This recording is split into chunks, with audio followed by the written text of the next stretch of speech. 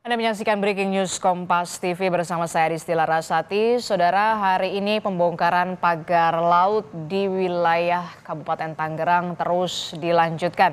Dan hari ini Polairut dari Pluit, Jakarta akan bergegas untuk bergabung bersama dengan personel TNI Angkatan Laut untuk melakukan pembongkaran pagar laut yang saat ini memang sudah terus dilanjutkan.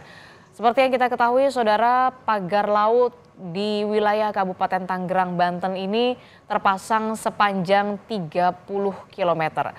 Di hari ke-6 setidaknya sudah ada 15,5 km pagar laut yang dibongkar oleh petugas. Itu artinya perlu waktu setidaknya kurang dari sepekan lagi jika memang pembongkaran pagar laut ini terus dilanjutkan setiap harinya dengan target per harinya 5 km. Tapi kemudian yang menjadi tantangan di lapangan atau di laut yang sudah tadi disebutkan oleh jurnalis Kompas TV Malaika Kridaman dan juga Renata Panggalo, memang ada sejumlah kesulitan. Pertama adalah tantangannya soal cuaca.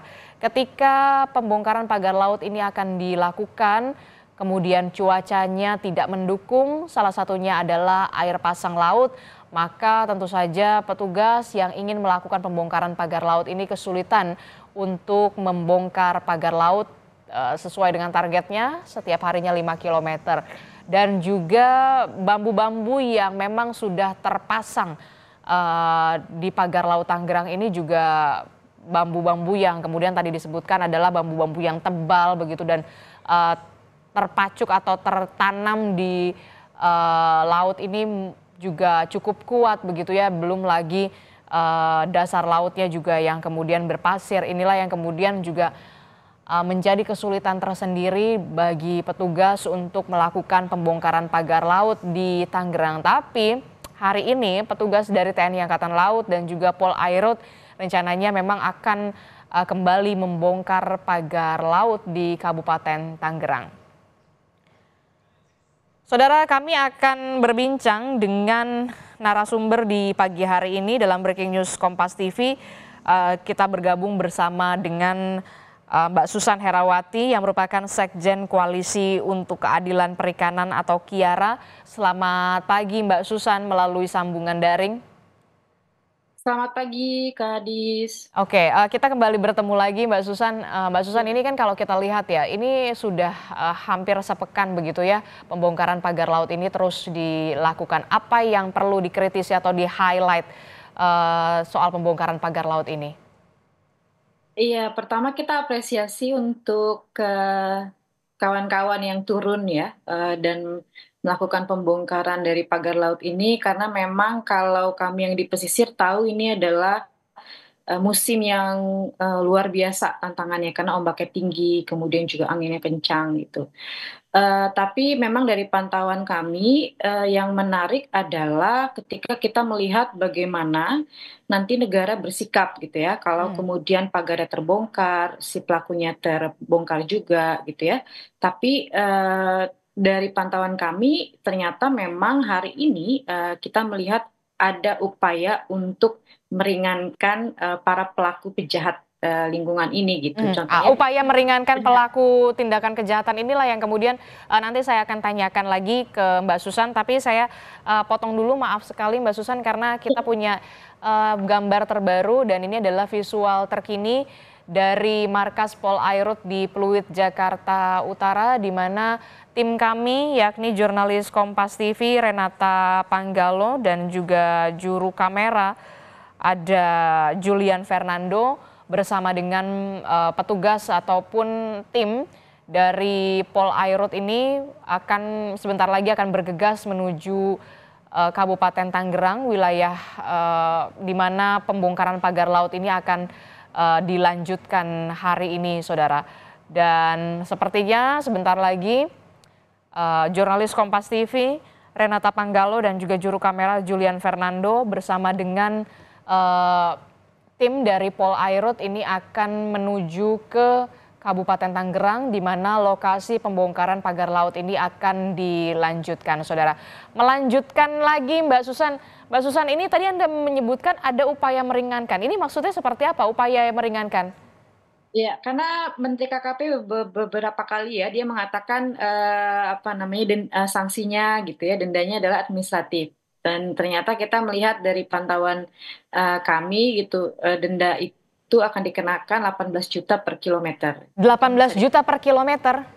ya, artinya kalau dikalikan dengan 30 kilo gitu ya, hari ini gitu, itu tidak, saya yakin itu lebih murah daripada biaya membangun pagarnya. Bahkan untuk, bambu-bambunya saja masih lebih mahal bambunya ketimbang dendanya gitu. Jadi ya memang, ini adalah satu upaya untuk, meringankan ya, diskon besar-besaran gitu ya dari negara gitu. Dan ini yang perlu dikritisi, hanya denda Betul. administratif saja yang tadi Anda sebutkan ada kalau tidak salah per kilometernya itu 18 juta. Anda Ya, melihat ini benar-benar tidak sepadan sama sekali dengan apa tidak yang kemudian sepadan, menimpa saat ini nasib nelayan yang ya, kesulitan. kerusakan. Mhm. Kerusakan ekologi, kemudian orang yang kemudian hari ini turun harus berhadapan dengan ombak tinggi, itu ada ancaman, nyawa mereka gitu ya. Kemudian juga, kawan-kawan yang kehilangan, bukan hanya mata pencariannya, tapi itu pasti ekosistem pesisirnya rusak gitu. Dan ini kemudian menggambarkan bahwa negara, sekali lagi gitu ya, tidak tegas. Artinya besok-besok nih kalau ada para pelaku, penjahat penjahat, lingkungan gitu ya, ya sudah, dirusak dulu aja, nanti dendanya juga nggak besar-besar banget gitu. Jadi kayak kita nih dihadapkan dengan situasi yang, apa ya, negara tuh terlihat banget gitu, tidak tidak punya power terhadap, korporasi gitu. Oke, jadi, menurut Anda ini sama sekali tidak sepadan ya? Tidak sepadan. Ya kita lihat ya bapak-bapak ini dari pagi sudah turun, kawan-kawan nelayan itu bahkan kemarin turun kalau dari cerita kawan-kawan kami di lapangan gitu ya, membantu, pembongkaran ya, tapi sekali lagi kalau kemudian dendanya seperti ini ya tidak sepadan sama sekali dan kami takut kalau kemudian, nanti KKP terus menerbitkan PKKPRL, atau izin-izin di pesisir untuk pemanfaatan ruang, ya ujung-ujungnya ya denda-denda seperti ini aja gitu, walaupun ekosistem lautnya ini dirusak gitu oleh perusahaan. Tapi kalau secara aturan seharusnya, selain denda administratif begitu, apalagi yang harus, apa ya, dijerat, kepada para pelaku ini yang melakukan, pemasangan pagar laut ini yang tadi Anda sebutkan selain juga merusak ekosistem laut, tapi juga, menyulitkan, nelayan untuk mencari ikan, mata pencaharian mereka juga, berkurang. Iya, memang permasalahan utama adalah semua, aturan ini kan dipayungi oleh Undang-Undang Cipta Kerja gitu ya, Mmm. yang kemudian kita tahu bahwa ini sanksinya administratif, padahal sebenarnya di Undang-Undang, 1, tahun 2014 ya tentang pengelolaan wilayah pesisir itu bisa bisa dikenakan sanksi pidana sebenarnya gitu, tapi ya sekali lagi Undang-Undang CK ini mematahkan sebenarnya. Permasalahan lainnya yang perlu digarisbawahi adalah bagaimana kemudian KKP ini punya posisi yang tegas sebenarnya untuk, bagaimana kita akan mengelola lautnya. Artinya harus punya unsur kehati-hatian untuk menerbitkan PKKPRL karena banyak nih, kasus-kasus yang serupa, contohnya di Pulau Pari gitu ya, di, Manado Utara, ya kurang lebih sama, nanti dorongannya itu semuanya dendanya administratif tuh. Artinya kan KKP harus hati-hati kalau mau mengeluarkan izin, jangan kemudian menjadi seperti apa ya, maklar izin lah, karena kita tahu ujung-ujungnya ini administratif gitu. Mmm. Dan dalam hal itu sebenarnya harus ada hal yang lebih progresif, kalau kami sih dari dulu memang tidak sepakat dengan Undang-Undang CK ya, memang harus dicabut gitu. Mhm, mhm. Eee, dan laporan kami ke Barreskrim ini memang, tidak menggunakan Undang-Undang CK, Undang-Undang 1 gitu, yang memang, sanksi pidana harus tidak cuman administratif gitu. Mhm, mhm, mhm, mhm.